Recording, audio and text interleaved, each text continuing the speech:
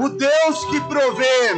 O Senhor proveu o Cordeiro que foi morto antes da fundação do mundo para nos resgatar, para nos posicionar como filhos de Deus.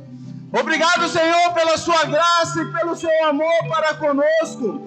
Obrigado, Senhor, pois hoje nós nos apresentamos perante a Ti como reis e sacerdotes, cheios da Sua presença, cheios da Sua graça. E reunimos nessa noite para bendizer e para louvar o Seu nome, pois o Senhor é digno de todo louvor, de toda adoração, de todo júbilo, de alegria, pois o Senhor é nosso Deus e nosso Pai. Por isso, nesse momento, uma vez mais, nós aplaudimos o Seu nome e bendizemos ao Senhor. Santo, Santo, Santo é o Deus que provê a vida para os seus filhos. Santo, Santo, Santo é o Deus que entregou o Seu único Filho por amor a nós. Aleluia! Aleluia! Queridos, eu também gostaria de cumprimentá-lo com a graça e a paz do Senhor Jesus. Você recebe essa graça e essa paz. Antes de se assentar, cumprimenta o irmão que está do seu lado. Dê umas boas-vindas a ele.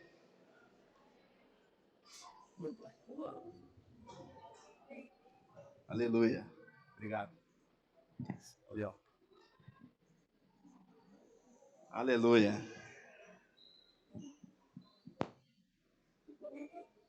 Hoje é um dia de celebração, hoje é um dia de alegria. Nós estamos com bastante atividades essa semana.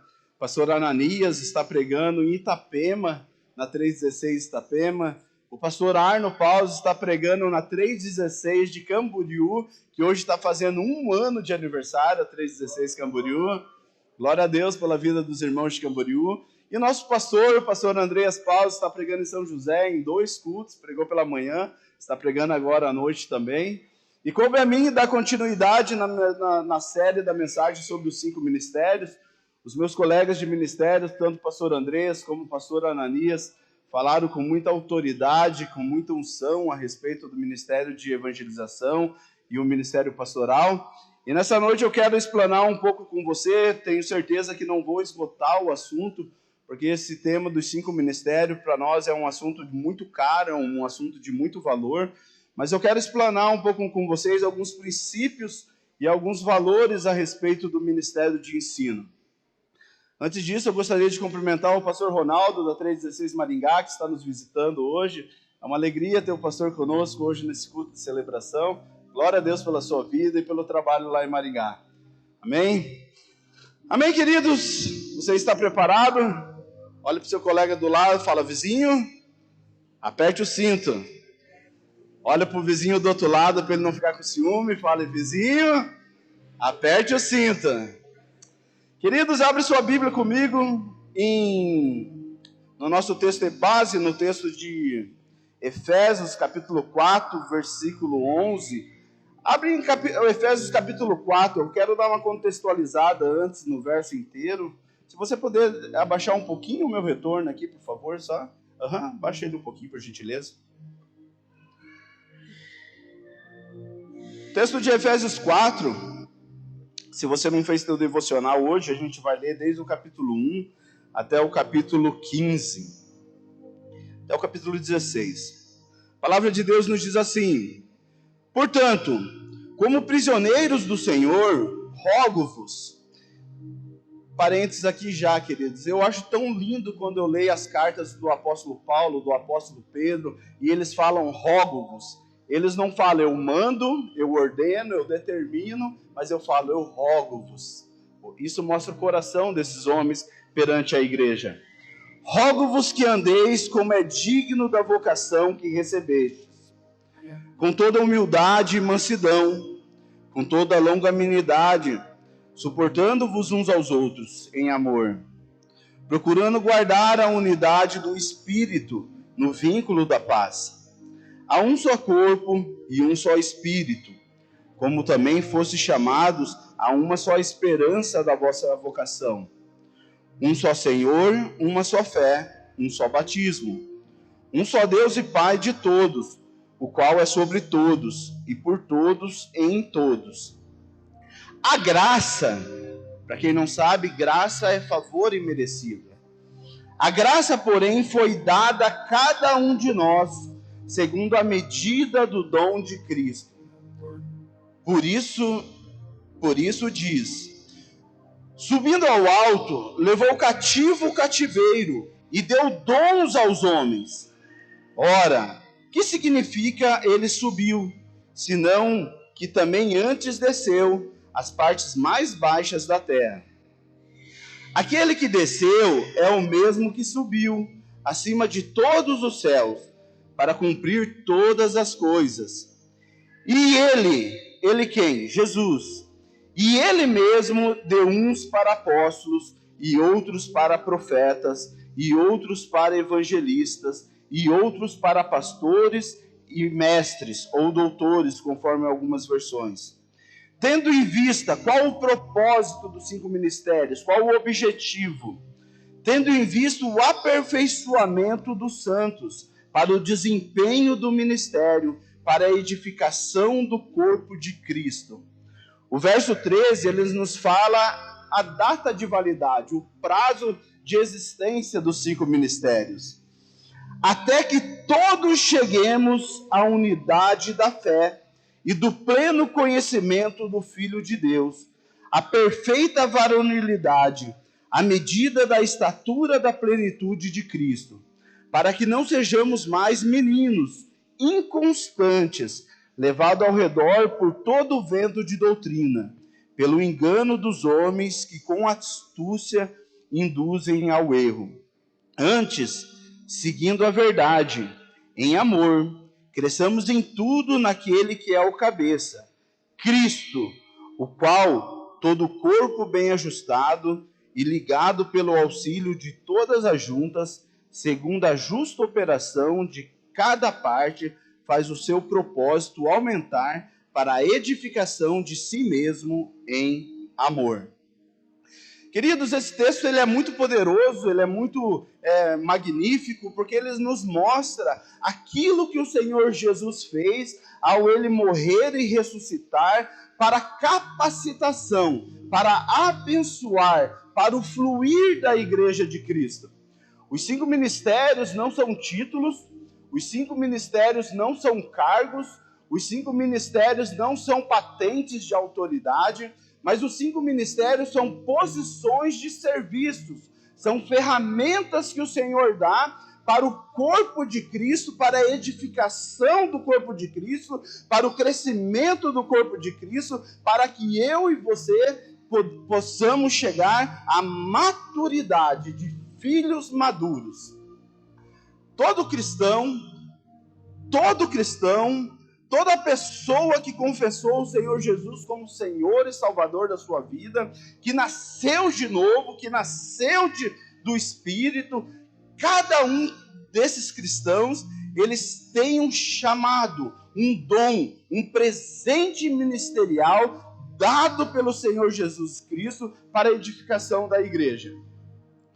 Esse colega que está do seu lado, que você acabou de cumprimentar ele, o vizinho que está do outro lado também, Jesus Cristo, ao ser assunto aos céus, ele pegou e deu um dom para esse irmão, ou para essa irmã.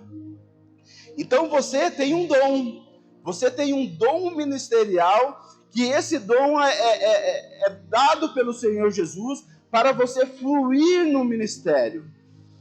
Esse dom a igreja de Cristo necessita, ela precisa que você sirva esse dom.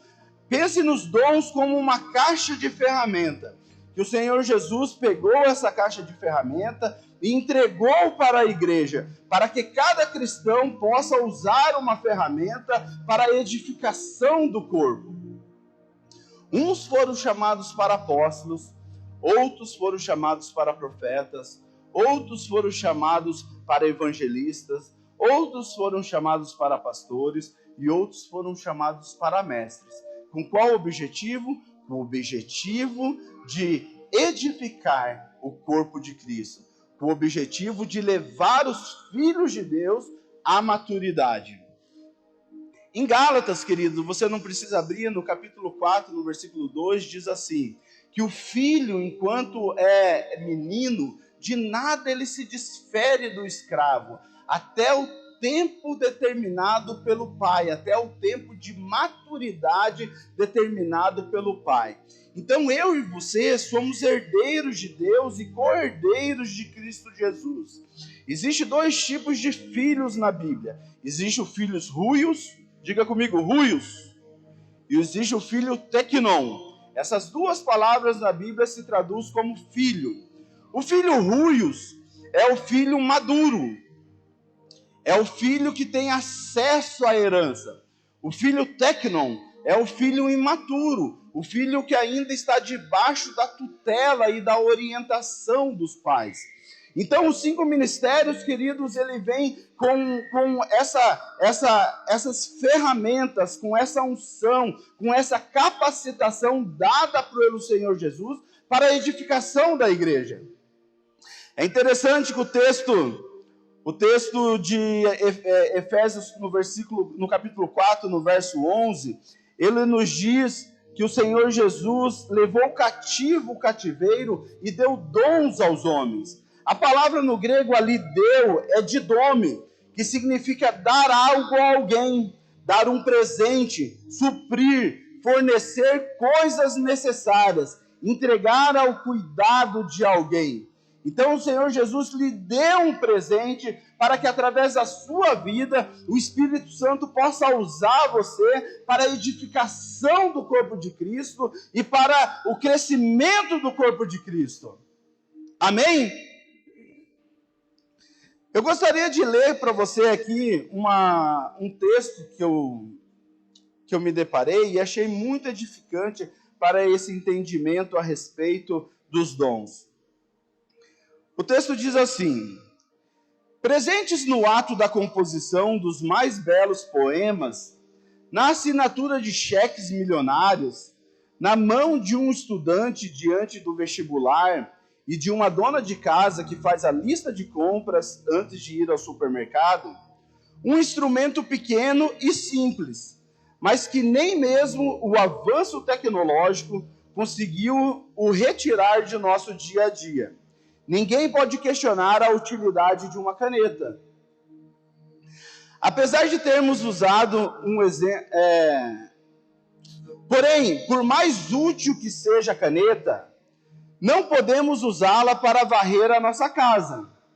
Embora não seja aconselhável, faça o teste.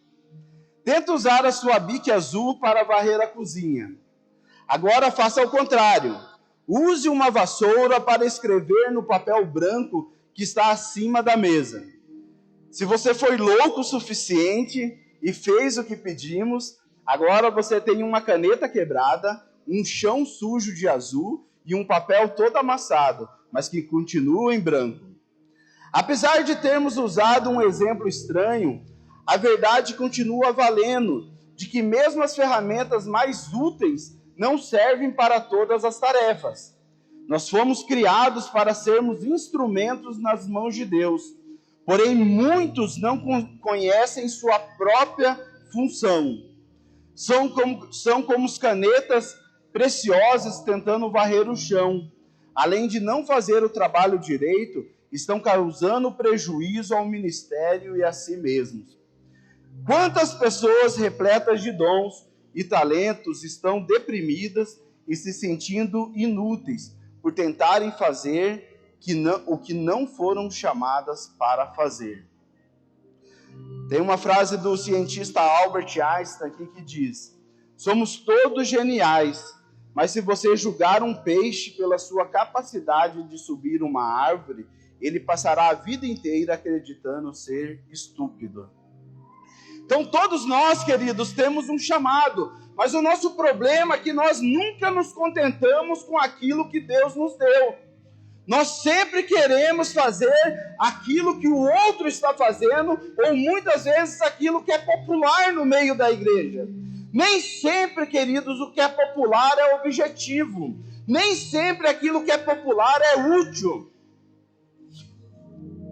Os dons, os chamados, eles são feitos de uma forma ímpar, individual a cada um de nós. Aquilo que você tem a ser dado, a ser derramado, a servir a igreja, é como um perfume, é como um nardo muito caro. Só você possui esse perfume. Só você possui essa essência, esse aroma. E se você não descobrir esse dom, e se você não buscar em Deus a revelação dessa capacitação que o Senhor Jesus te deu, às vezes você vai estar tentando escrever com uma vassoura ou varrer com uma caneta. Por isso é muito importante os 5 ministérios na igreja, porque eles nos direcionam, eles nos apontam um alvo, eles nos mostram um lugar de maturidade e de crescimento, onde eu e você possamos acessar as infinitas riquezas da herança que Cristo Jesus conquistou para as nossas vidas. Através do ministério de evangelização, através do pastoreio, através do ensino, através do apostolado, do profético, nós fomos desenvolvidos. Esse talento que Jesus depositou em nossas vidas é semelhante a um diamante. Ele é polido, ele passa por um processo de transformação, até no momento que ele se torna uma preciosidade, uma joia valiosa. É importante você entender que a igreja, ela tem um simbolismo, mas ao mesmo tempo que a igreja é uma organização perante o Estado, um CNPJ perante o Estado, nós somos um organismo vivo, nós somos o corpo de Cristo, o corpo do Senhor Jesus Cristo. O Senhor Jesus manifestou, ele habitou em 3 corpos diferentes, ele se expressou em 3 corpos diferentes.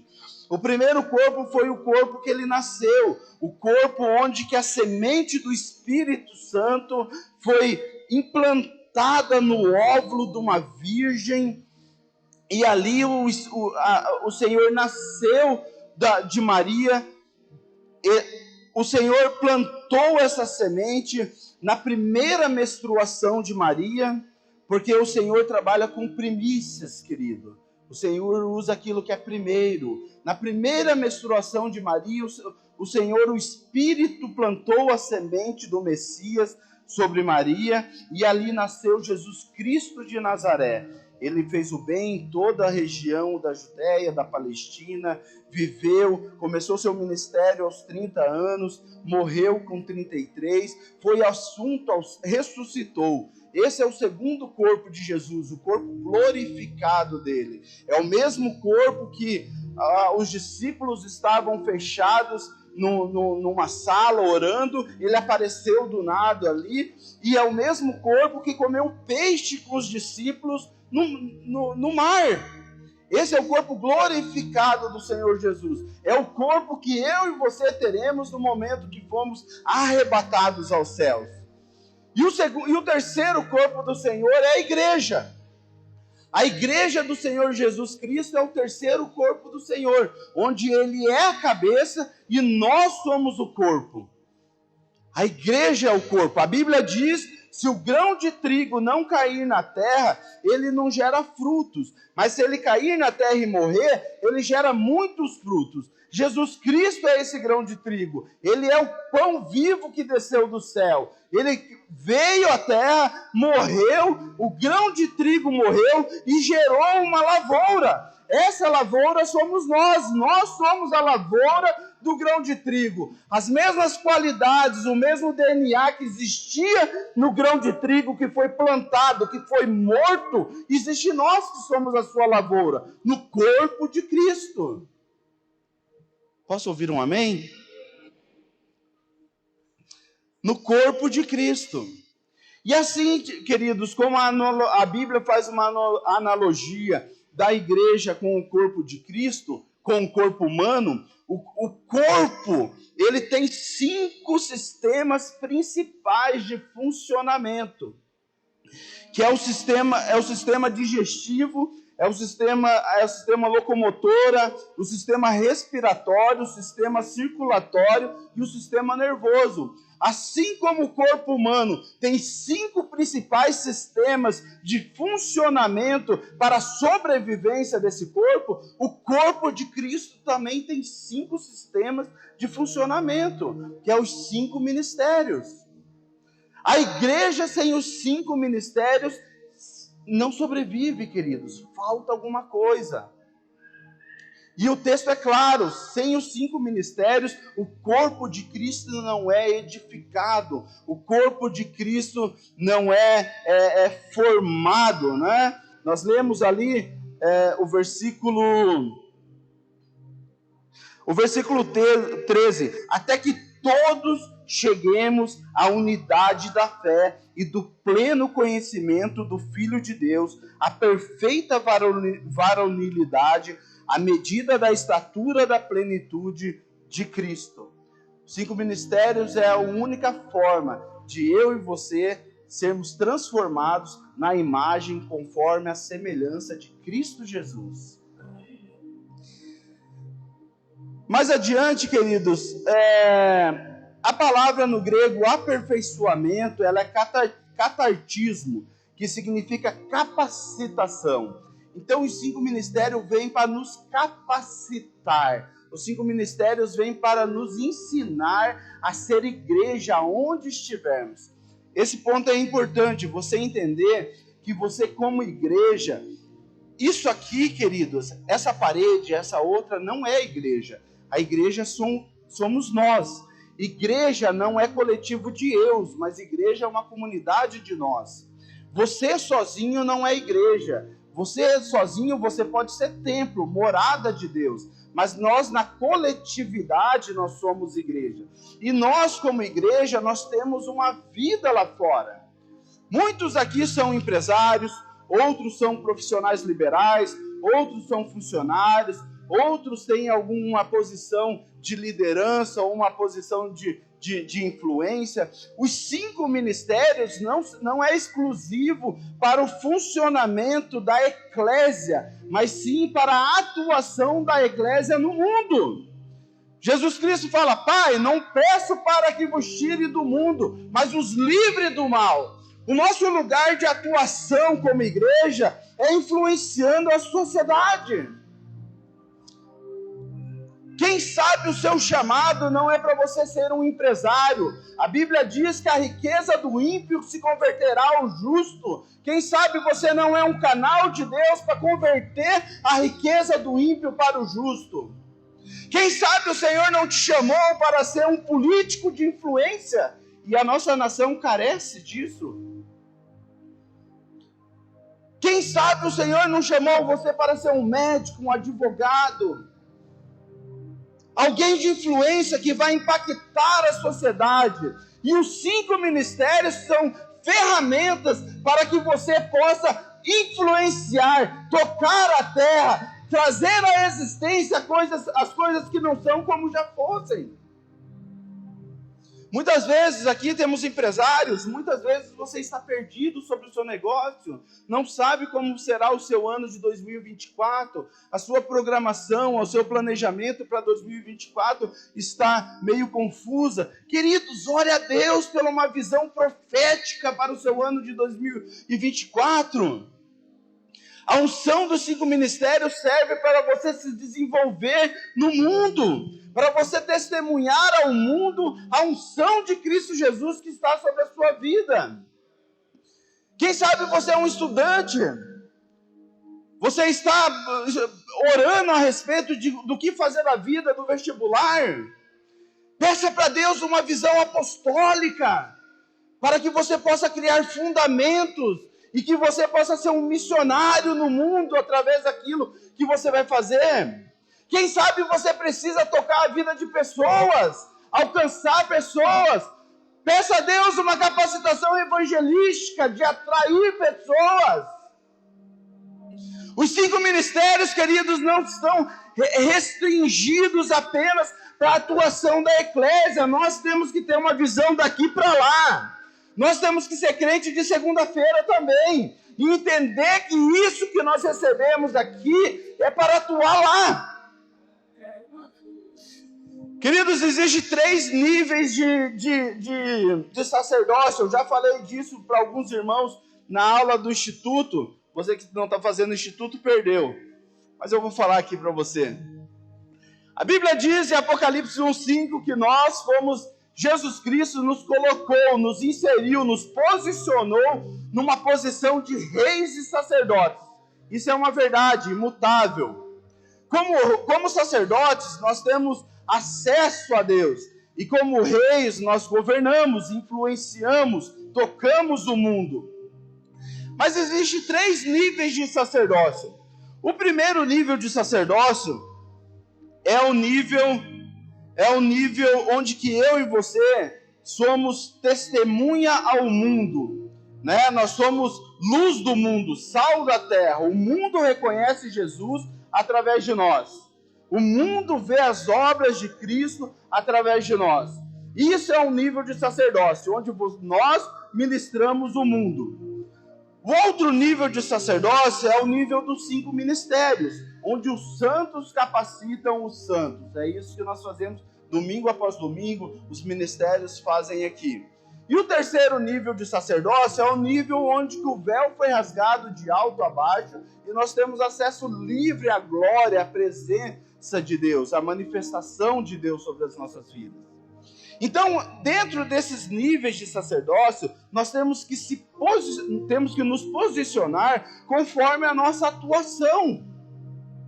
Se você atua nos negócios, se você não tem um chamado eclesiástico, você tem que atuar como um sacerdote no mundo. Os teus negócios têm que refletir o seu sacerdócio. A forma que você trata os seus clientes, a forma que você trata seus fornecedores, a forma que você trata os seus funcionários, isso tem que refletir o seu sacerdócio. Quem você é em Cristo Jesus? O jovem, você que está submisso aos seus pais, submisso ao seu professor, à sua faculdade, você tem que testemunhar ali onde você está, o sacerdote que você é. Então, queridos, dentro desse entendimento, você tem que entender que a aplicação dos 5 ministérios não se restringe à igreja, mas ele vai além. Ele vai para a sua atuação no mundo, para a sua influência no mundo. Aqui na igreja nós nos capacitamos, recebemos a palavra, recebemos a revelação para aplicar isso da porta para fora. Amém? O chamado, queridos, é único, é individual, é precioso. Jesus escolheu derramar dons, derramar uma capacitação sobre você do jeito que você é. Um grande erro que nós cometemos é nos comparar com o outro. A comparação é inimiga da revelação. A pior coisa é você se comparar com o outro. Você vai ficar estagnado, você vai ficar frustrado e você não vai chegar em lugar nenhum. Porque Deus quer que o seu propósito se manifeste na sua identidade, naquilo que Ele deu para você. Pregue como você é, ministre como você é, negocie como você é, ensine como você é, tenha relacionamentos como você é, que é através desse teu jeitão aí que o Espírito Santo vai manifestar o propósito dele através da sua vida. Olha que interessante esse texto de Juízes, no capítulo 9, no verso 8.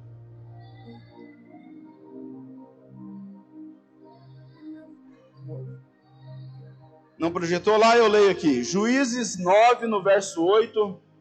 Quem achou, diga amém. Quem não achou, diga Instituto 3,16.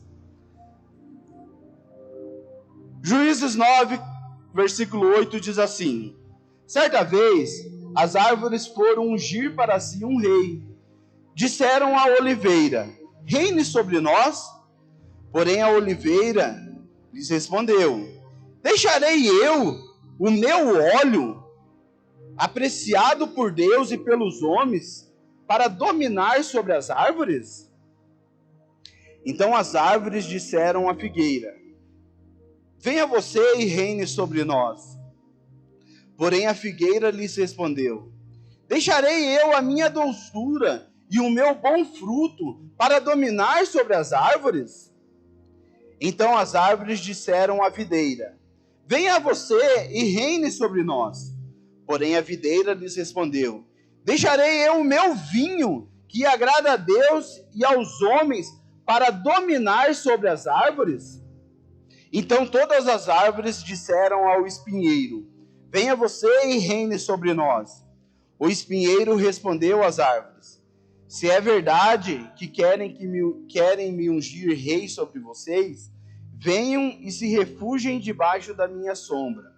Mas se não, que do espinheiro saia fogo e consuma os cedros do Líbano.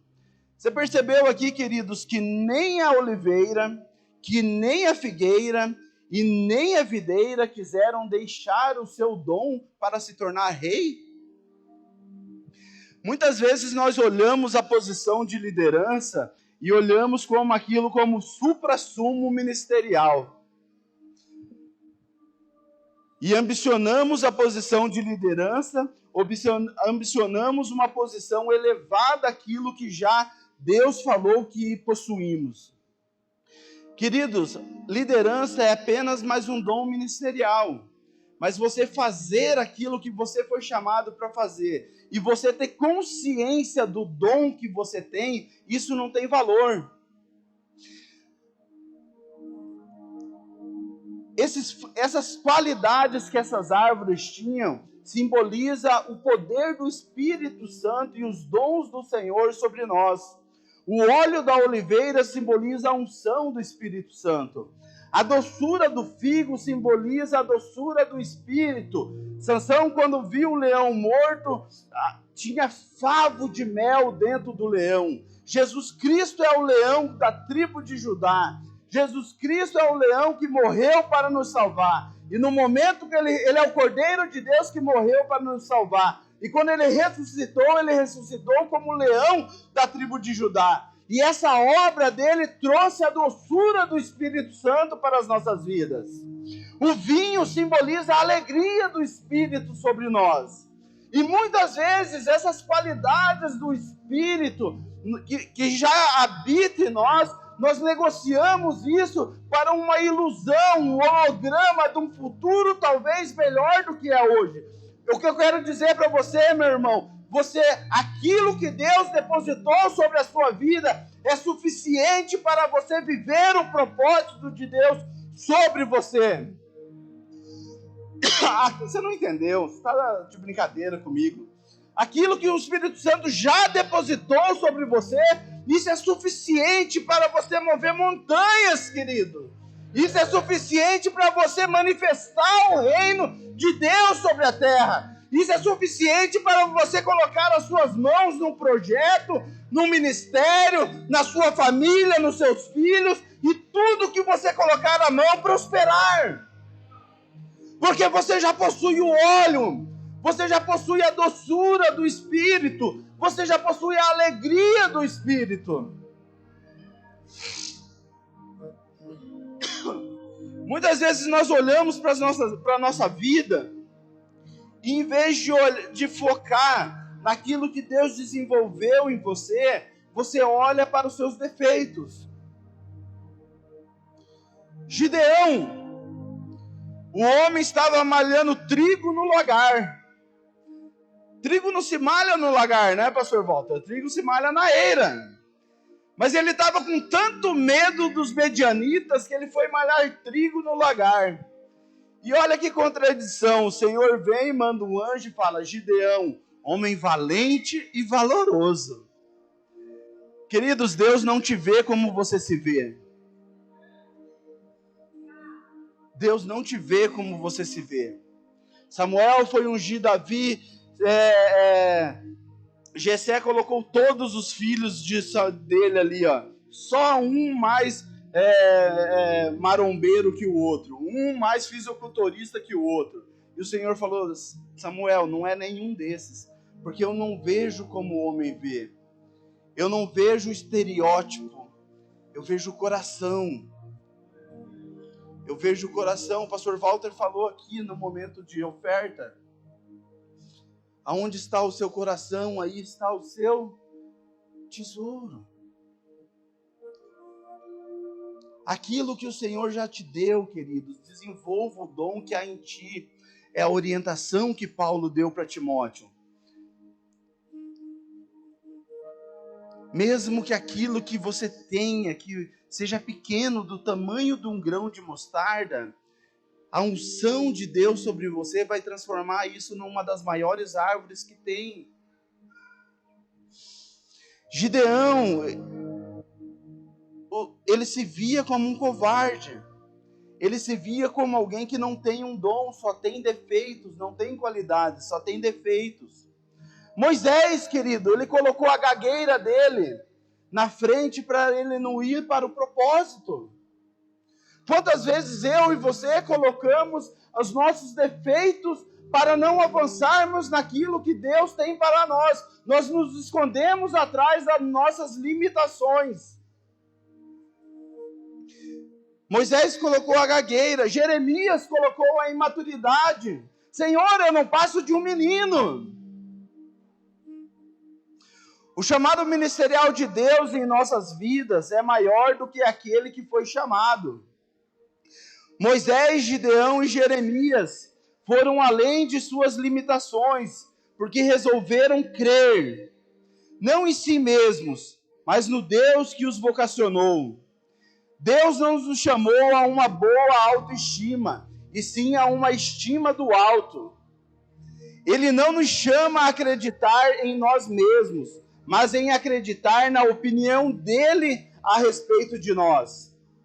Porque se acreditarmos em nós mesmos, queridos, vamos tão alto quanto a nossa força pode nos levar. Porém, vamos tão baixo quanto a nossa fraqueza pode nos puxar. Entretanto, se acreditarmos no Senhor, levanto os meus olhos para o monte, de onde virá o meu socorro? Se acreditarmos no Senhor e no chamado que Ele nos deu, o limite não haverá limite. Seremos nós, o limite não seremos nós, e sim a palavra do Senhor. Quando nós cremos naquilo que Deus falou, a régua, o comparativo não está nas nossas habilidades, não está na nossa capacitação, mas está naquele que nos chamou. A sua provisão está em Deus. Nós cantamos aqui, Ele é Jeová Jireh. Queridos, eu queria falar com você a respeito de alguns gatilhos, algumas motivações, algumas posições que identificam o propósito de Deus nas nossas vidas. O primeiro é o testemunho interior. O que Deus tem falado com você nesses dias? O que o Espírito Santo tem imprimido dentro de você? Romanos 8,16 diz, o mesmo Espírito testifica com o nosso Espírito que somos filhos de Deus. Então o Espírito Santo nos chama. O Espírito Santo chama a nossa atenção, ele nos marca, ele nos coloca uma impressão interna dentro de nós a respeito do nosso ministério e daquilo que Deus está nos chamando. Uma outra forma de você identificar o seu propósito, o seu chamado, é uma indignação pela injustiça, queridos. O texto de Neemias 1 nos diz assim, Neemias 1, veio Hanani, um de meus irmãos, com alguns de Judá. Então lhe perguntei pelos judeus que escaparam e que não foram levados para o exílio acerca de Jerusalém. Disseram-me, os restantes que não foram levados para o exílio e se acham lá na província, estão em grande miséria e desprezo. Os muros de Jerusalém estão derribados e as suas portas queimadas. Tendo eu ouvido essas palavras, assentei-me e chorei e lamentei por alguns dias. estive jejuando e orando perante o Deus dos céus. E disse: Ah, Senhor, Deus dos céus, Deus grande e temível, que guarda a aliança e a misericórdia para com aqueles que te amam e guardam os teus mandamentos. O verso 11. Ah, Senhor, estejam, pois, atentos os teus ouvidos à oração do teu servo e a dos teus servos que se agradam de temer o teu nome. Concede que seja bem-sucedido hoje o teu servo e dá-lhe mercê perante este homem. Neste tempo eu era copeiro do rei. A indignação no coração de Neemias ao saber que Judá estava cercada, estava destruída, gerou um propósito no coração dele, gerou compaixão. E eu te pergunto nessa noite, o que gera compaixão no seu coração? A necessidade do órfão, da viúva, do estrangeiro gera compaixão em você? Nós temos o Jesus é Mais. A cada cruzada que nós vamos, se aquele cenário que você olha, aquilo não te der compaixão de proclamar a Jesus para aquelas pessoas, eu não entendo que coração que é o nosso. Se é um coração de carne ou se é um coração de pedra. A compaixão, queridas, com o perdido. A compaixão, queridos, com o necessitado. Isso gera chamado. Isso gera propósito. Neemias, ele teve compaixão da sua terra natal. Ele ficou sabendo que os muros e os portões de Judá estavam caídos. E ele colocou a sua vida em risco ao pedir autorização para o rei para ir até lá. Queridos, quando você é movido por compaixão, quando o propósito de Deus é gerado dentro de você por indignação santa por causa da injustiça, tudo aquilo que você necessita para a realização desse propósito, o rei vai liberar sobre você. Foi assim com Neemias. Neemias, ele se encheu de compaixão pela sua terra natal, ele foi falar com o rei e o rei estendeu de amor para ele e permitiu que ele levasse muito mais do que aquilo que ele pediu. E outra atividade, querido, outra ação que nos leva a identificar o nosso propósito é o serviço. O corpo de Cristo, a igreja do Senhor, é o melhor lugar para você desenvolver os talentos que Deus te deu. Multiplicar as suas habilidades, multiplicar os seus talentos. Quer ver um grupo familiar, quer ver um negócio para desenvolver amor e paciência? É grupo familiar. Quem é líder de grupo familiar aí sabe o que eu estou falando. Sério, a gente só tem 2 líderes de grupo familiar aqui? Você não conta. Grupo familiar, querida, você tem 2 opções no grupo familiar. É se alegrar com os que se alegram e chorar com os que choram. Grupo familiar, líder de grupo familiar não é dono de ninguém, não manda em ninguém. A nossa função é amar incondicionalmente. Estou te amando bastante. É amar incondicionalmente, querido. Grupo familiar não é lugar de você apontar o dedo, acusar, tirar conclusões precipitadas. É o lugar de você, sabe aquele tesouro que o Senhor depositou em amor em você? É o lugar de você polir aquele tesouro. É o grupo familiar. Grupo de serviço, queridos.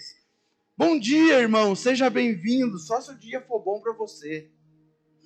É o melhor lugar de você desenvolver um amor. É o melhor lugar de você desenvolver perseverança, longanimidade, paciência. A igreja, querido, tem oportunidades para eu e você desenvolver o nosso ministério infinitas. Eu estava conversando com a Renata e com o Silas, eles me falando do welcome dos jovens. Assim, Quando o ministério, queridos, está fluindo, o rio está fluindo, você surfa na onda do Espírito, é só alegria, é só maravilha, é só glória a Deus. Aleluia. Amém. Mas quando você tem que fazer um velório? Mas quando você tem que visitar o filho de um irmão que está doente? Mas quando você tem que fazer algo incômodo? Eu fui com os meninos ontem numa casa de recuperação em 4 Barras. Saí 8 da noite em casa, voltei meia-noite. Isso é desenvolver, querido, o dom que há em nós. Considerar o outro superior a si mesmo, andar a segunda milha, dar a outra face. Tudo isso conduz você para o chamado de Deus para a sua vida. E o serviço, queridos, nós vemos um exemplo fantástico na vida de Davi. Davi é um camarada que serviu a todos. Ele começa o seu ministério cuidando do rebanho das malhadas. A Bíblia diz que é o rebanho excluso, é o rebanho de menor valor. Você lembra na passagem lá de Jacó e Labão, o acordo que Jacó e Labão fizeram? O Jacó ficava com as ovelhas malhadas e salpicadas, porque era o rebanho de menor valor. E Davi, ele cuidava dessas ovelhas e ele fazia algo extraordinário. O urso vinha, ele dava no urso. O leão vinha, ele dava. Gente, é um leão, o homem matava um leão por amor às ovelhas. Ninguém estava vendo, não tinha um aplauso, não tinha um post, não tinha um like, não tinha nada. Tinha só ele, as ovelhas, o urso, o leão e a harpa dele para adorar a Deus. E ali ele servia aquele rebanho em amor, em cuidado. Um princípio, queridos. Vitória no secreto, honra em público. Davi, ele cultivou vitórias no secreto onde ninguém estava vendo. Para um homem que mata leão e urso para salvar a ovelha, o que é matar um gigante para se tornar genro do rei e não pagar imposto nunca mais? Vitórias no secreto, honra em público. Davi apacentava aquelas ovelhas, depois o pai dele chamou ele, com 17 anos ele foi ungido a rei, e com o mesmo ungido a rei, ele levava a marmita para os irmãos na guerra. A oportunidade de servir conduziu Davi para o trono. Se Davi não fosse servir os irmãos dele, jamais ele teria visto Golias e se tornado rei. Querido, a oportunidade de você servir vai conduzir você para o seu lugar de influência, para o seu lugar de governo, para o ministério que o Senhor tem para a sua vida. O urso e o leão levaram Davi até Golias. Golias levou Davi até Saul. Saul levou Davi até o trono. O ministério, queridos, o ministério chamado é um processo de transformação, de mudança, de crescimento. Davi serviu o rebanho. Depois do rebanho, Davi serviu seus irmãos. Depois dos seus irmãos, Davi serviu Saul. Depois de Saul, Davi serviu os endividados da caverna de Adulão. Os improváveis da caverna de Adulão. Depois ele pegou esses homens e fez dele um exército poderoso. Depois ele reinou em Ziglag. Depois ele reinou em Judá. Aí que ele foi rei sobre todo Israel. O seu propósito, o seu chamado é um processo. Chamado propósito, queridos, não se aprende num banco de seminário, não se aprende, não se recebe através de uma imposição de mãos. Chamado e propósito se desenvolve através de lágrimas, serviço e sangue. Quantas vezes nós choramos aqui, né, Diego, por essa igreja? Quantas vezes nós estávamos aqui orando, buscando você. Nas nossas orações estava você, estava a sua empresa, estava o seu negócio, estava a sua família. O ministério que Deus tem para você, queridos, vai ser desenvolvido no serviço, no dar.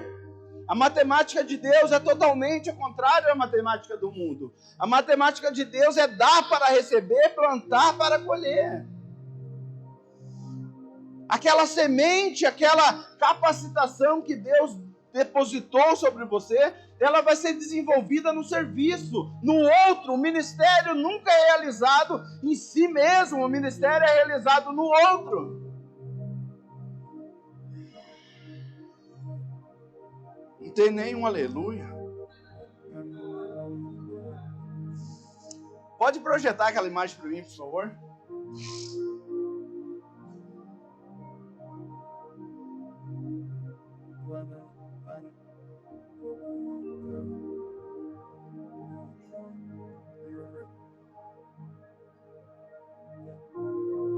Ai.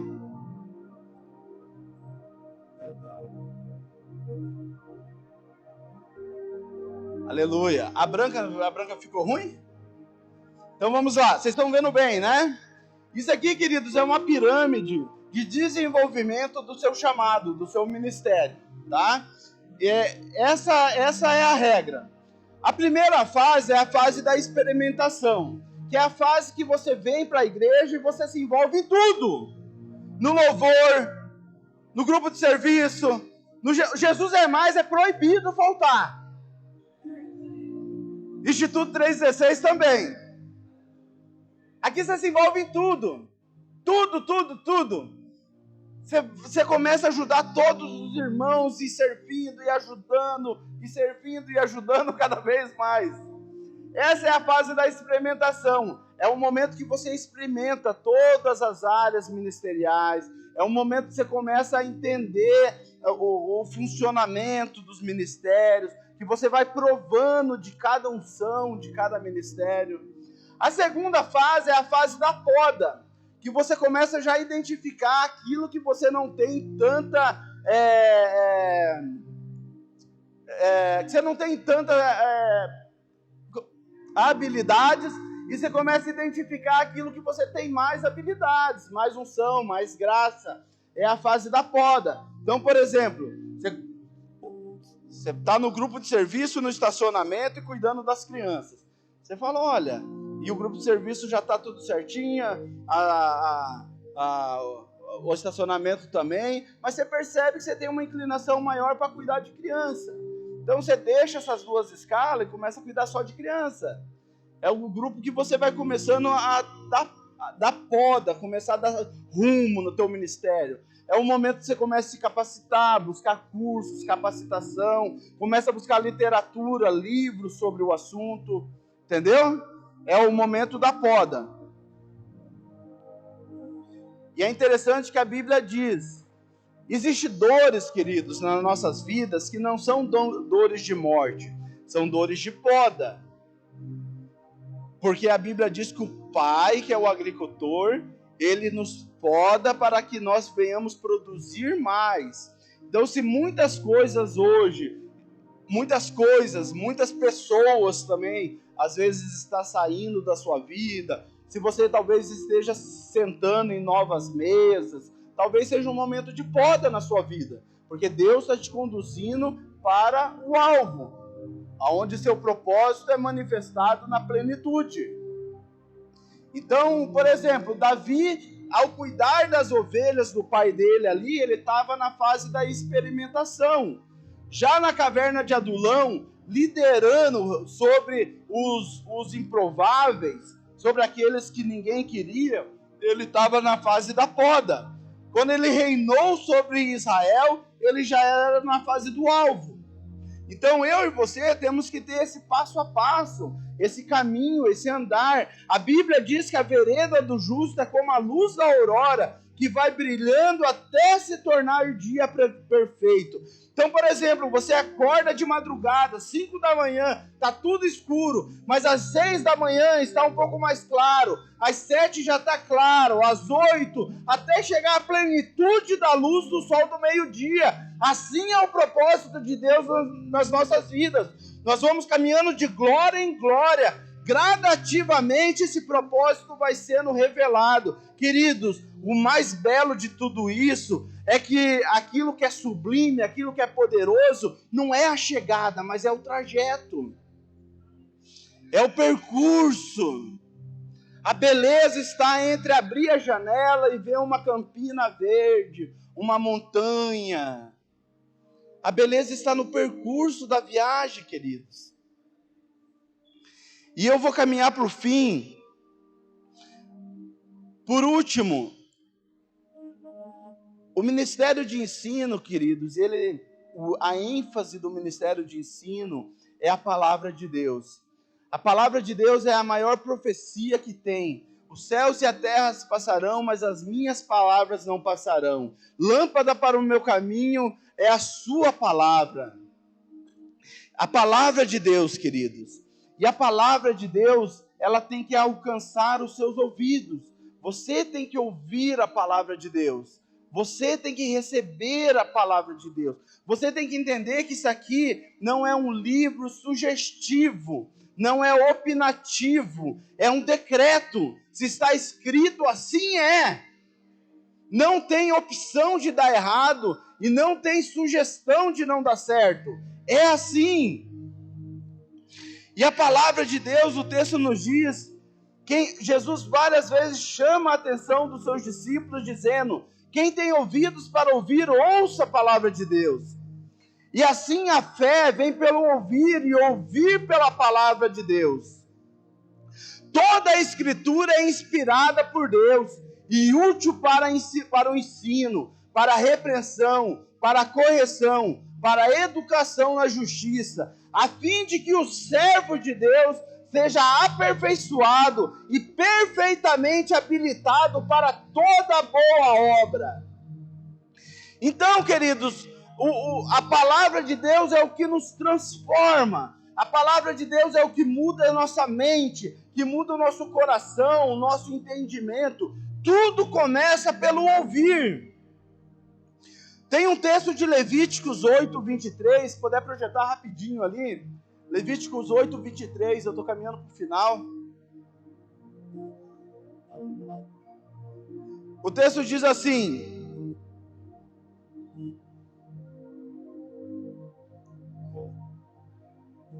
eu vou ler na minha versão aqui. Moisés matou um carneiro, pegou um pouco do sangue e o pôs sobre a ponta da orelha direita. Diga comigo, orelha direita. A ponta da orelha direita de Arão. Sobre o polegar da sua mão direita. Diga, polegar da mão direita. E sobre o polegar do seu pé direito. Então, queridos, contextualizando aqui. Aqui o Senhor tinha orientado Moisés como fazer o tabernáculo, como ungir os sacerdotes. E esse é um processo de unção de Arão e da sua família como sacerdotes. E ele começa, ele mata o carneiro, com o sangue, ele unge primeiro a orelha, o polegar e o polegar do pé. Amém, vocês estão afinados. Queridos, mãos na Bíblia, ela fala de obras. As nossas mãos, elas falam de obras. Pés na Bíblia, ela fala de caminhos. Então, quando eu e você ouvimos, tudo começa pelo ouvir. Primeiro ele ungia a orelha, depois a mão e depois o pé.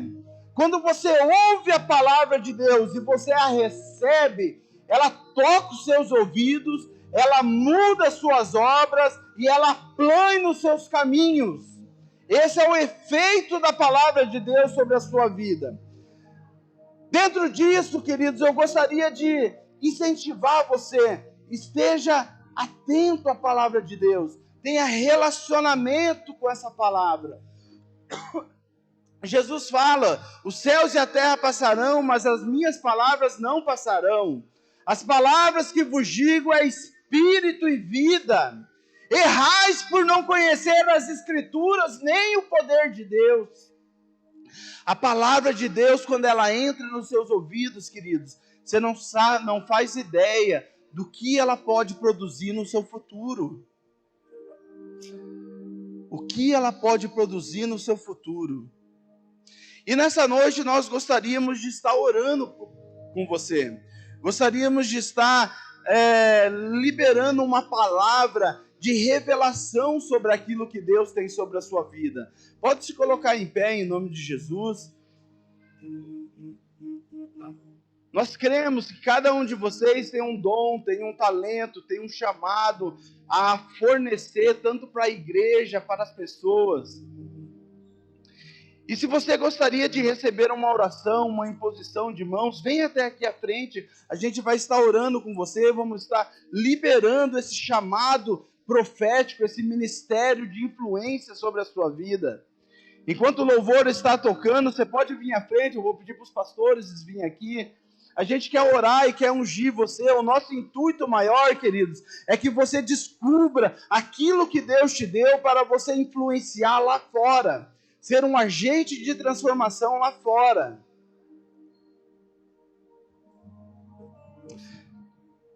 Você que gostaria de receber uma imposição de mãos, uma oração, venha até aqui à frente, a gente vai estar orando. A equipe ministerial está aqui, os pastores estão aqui. Senhor, nós te louvamos, Senhor.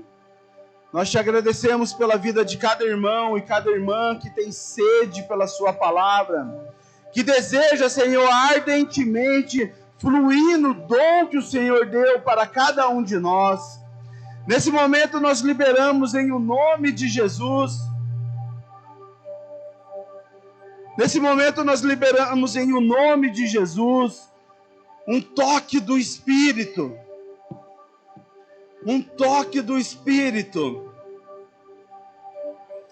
Que tudo aquilo que impede, que tudo aquilo, todo véu, toda neblina, tudo aquilo que impede de você entender e enxergar o que o Senhor tem para a sua vida, nós declaramos dissipado em o nome de Jesus.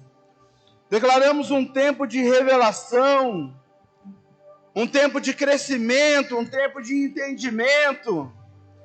Declaramos em o nome de Jesus que a sua atuação no seu trabalho, nos seus negócios, terá mais êxito, terá mais sucesso.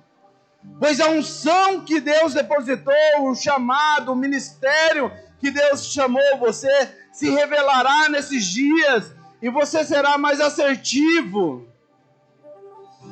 Em o nome do Senhor Jesus. Em o nome do Senhor Jesus. Em o nome do Senhor Jesus. Oh.